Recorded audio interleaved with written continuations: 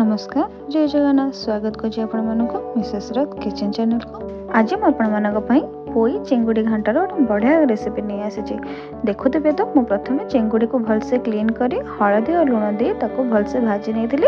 एबे चलते देखा मो परिवा कौन कौन प्रस्तुति कर देखुवे। मुझे प्रथम कि पोई नाड़ को एमती काटी नहीं थी। बीन्स एबे कखारू बैगण और आलू आपको सब मुझे भलसे क्लीन कर छोट छोट पीस कर काटी नहीं थी। आपको अल्प तेल मु किसी समय भाजी नौ। आप चाहिए आपको डायरेक्ट सिझे पकई पारे किंतु मुझे अल्प तेल भाजी नहीं।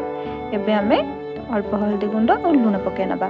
एबे हमर परिवाटी अल्प सिझी गला। एबे आमे आपको गोटे प्लेट को काढ़ी नबा। देखो ये मु बेसी सिझाई नी अल्प सिझाई नहीं।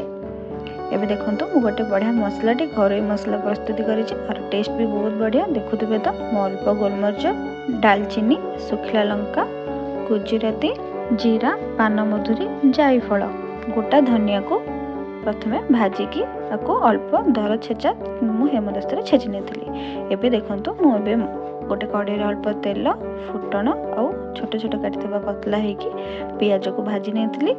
पियाज अल्प गोल्डन ब्राउन हो जाता तो ये मु अदा रसुण पेस्ट को पकई नहीं। एबे आम अदा रसुण पेस्ट को अल्प भाजी नेला पारे मुझे तीखा लंका गुंड सब्जी मसला चिकेन मसला हल्दी गुंड और गरम मसला को पकई नहीं।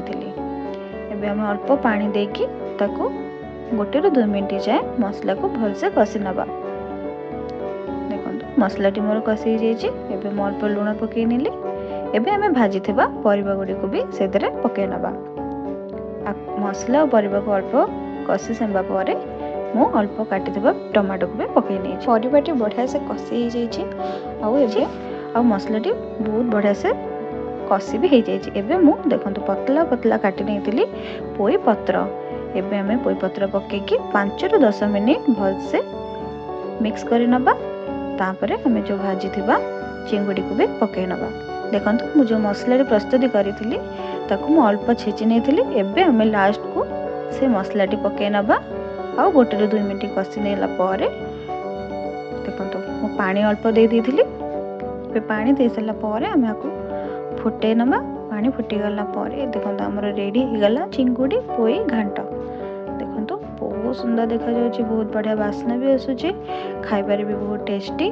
आमे जो एबे घरे मसला प्रस्तुत करी पकईतले सेतिपे तार स्वादटी बहुत बढ़िया लगुची। आशा करूँ आपण मानक मो रेसिपी गुडी को बहुत भल लगुथबो और मो वीडियो भी आपन जदि मो वीडियो भल लगुची मो चैनल को लाइक शेयर सब्सक्राइब करि नेबे। रहिली जय जगन्नाथ।